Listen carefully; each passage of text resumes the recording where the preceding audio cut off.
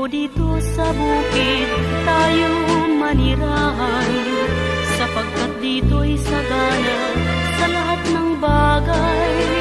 Maging sa pagkain tayo ay di mauubusan, masipag ka lamang magtanim ng palay at gulay. Pagdating nitong giikan, walang kasing saya aking hirang. Kami tumutugtog at sila na may nag-aawitan. Ang hirap at pagod ay di pansin man lamang, Lalo kung kapiling ko ang aking tunay na minamahal. anong sarap ng mabuhay kung sa bukid maninirahan. Dito'y walang gutom basta't masipag.